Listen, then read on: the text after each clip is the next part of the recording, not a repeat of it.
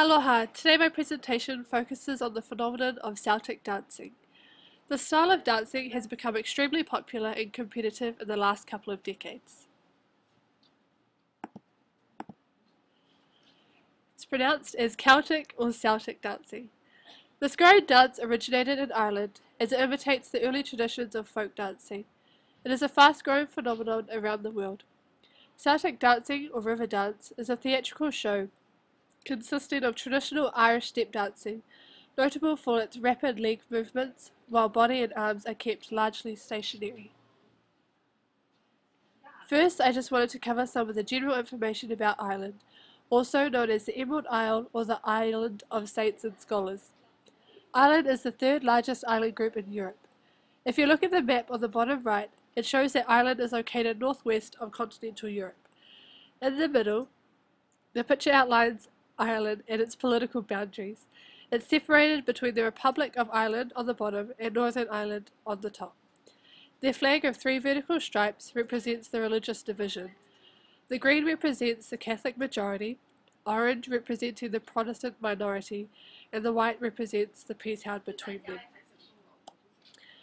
So just a brief history on Celtic dancing. The movements tell the stories of Irish culture and their migration to America. The first recorded history of the Celtic dancing is of the Druids, which were priestly classed people in Britain, Ireland, and Gaul during the Iron Age. They danced to honour the oak tree and the sun. It was over 2,000 years ago that the Celts arrived in Ireland with their own folk dances. Celtic dancing is closely related to theatrical shows and dramatic performances. This genre of dancing consists of rapid leg movement, while the body and arms remain stationary. Celtic dancing became wildly popular after the world-famous show Riverdance, and I remember seeing this show as a little child. The dancing traditions of Ireland grew closely with the traditional music. As the music advanced and evolved, so did the dancing. Celtic dancing can be separated into 2 main groups: performance dance and social dance. Performance dance is considered to be more of a competitive style of dancing, where it is usually performed as a solo, where there is only a limited amount of space. We're just going to watch a video clip taken from 1963. It's of John Cullinane from Country Cork, step dancing the Liverpool hornpipe.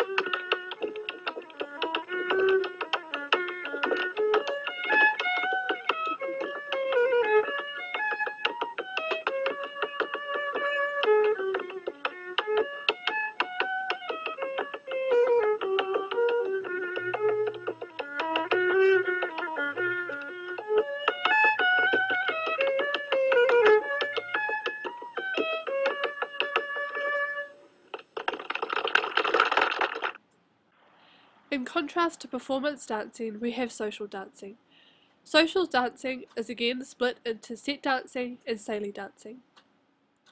These dances are similar to each other and resemble square dancing. Set dances are performed usually at home for family members. The most common style of set dancing is 4 couples in a square. Here is a clip of the senior set dancing competitions. These are the winners of the over 18 set dancing competition in the Cavan Crystal Hotel 2011. It gives you a taste of what it looks like and how it is performed.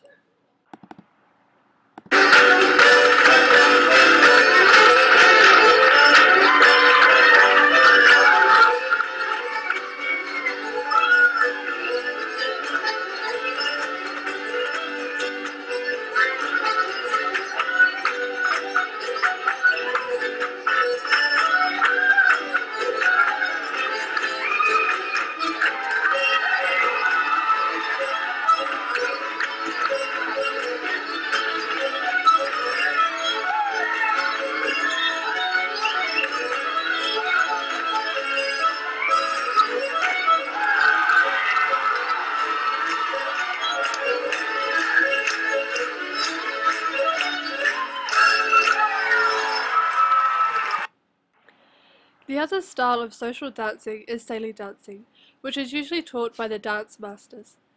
Like performance dancing, it can be performed in 4-couple sets, also in threesomes and sometimes solos. There are different formations, usually in circles, lines, and squares. In contrast to the performance dancing, Celie dancing emphasizes and focuses on height and extension. Here's another quick video clip to show you what it's like.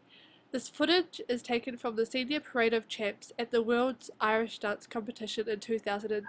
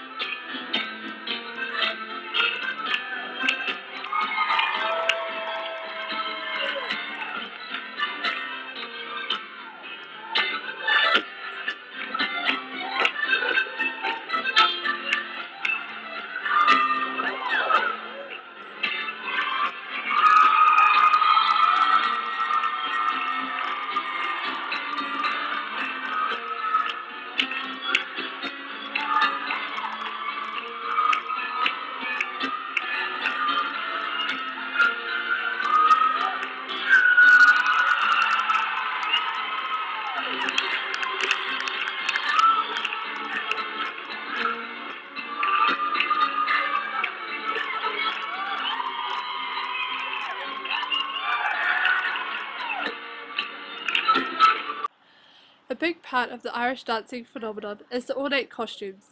In the past, dancers used to wear their Sunday best. As the dancers advanced or were given star roles or solos, they were allowed to get a dress of their own design and colour. The ornate dresses became popular during the 1970s and 1980s. Solo dresses can range from $100 up to $5,000. Many of the females curl their hair, and some even wear a wig or a hairpiece for the competitions, while the males usually wear a shirt, vest, and black trousers. In comparison, the shoes are equally as important as the dresses. There are 2 types of shoes that are used for different types of dances. One type is the soft shoe, known as gillies. These are like jazz shoes but without the hard heel. These black lace-up shoes are only worn by girls, and the boys wear leather shoes called real shoes that usually have an audible click. The other type of shoes is a hard shoe, which are really like tap shoes. They are made similar to tap shoes with a fiberglass bottom instead of metal. In the early 19th and 20th century, they were originally made of wood. Later on, they were made of fiberglass to reduce the weight and increase the footwork sounds. All over the world, there are various competitions and festivals held, searching for the best Irish dancer in the area. The biggest competition is the World Irish Dancing Championship, held in Dublin, capital of Ireland.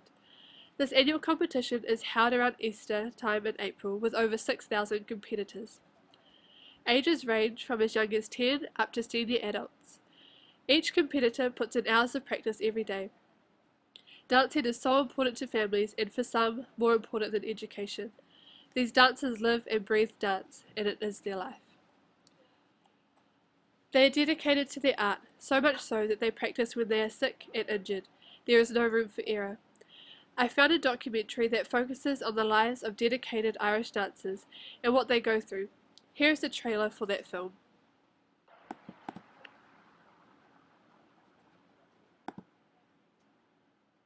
When he started out, he was like everybody else, hop 2 3. but he won the first 17 events he entered. And he found out he was pretty good at this. I don't think it's any different to anything else. It's just we wear wigs and funny dresses. It was like a Shirley Temple convention, wasn't it? I'm Irish, and I really didn't know this whole world existed. There'll be just over 6,000 competitors. People take it so seriously, you know, even there's no money involved. People want that world title. It's like a drug. It is my life. I didn't care she couldn't read or write. I know a lot of people say that's ridiculous, their education's more important, but to me it wasn't. Irish dancing was the most important thing in my life. Oh, these people are insane. You get thrown into it. You buy the dress, and you get the wig, and go to Ireland.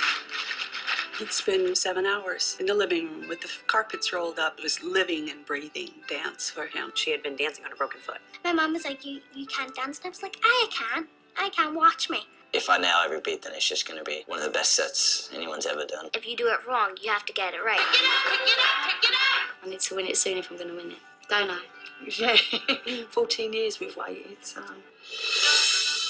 All these children are practicing all year round for 6 minutes of dancing. There's no room for error now. You have to be foot perfect. I really suck. Should I continue doing this? What would I do if I won't be dancing? When he's on form, I think he's probably unbeatable.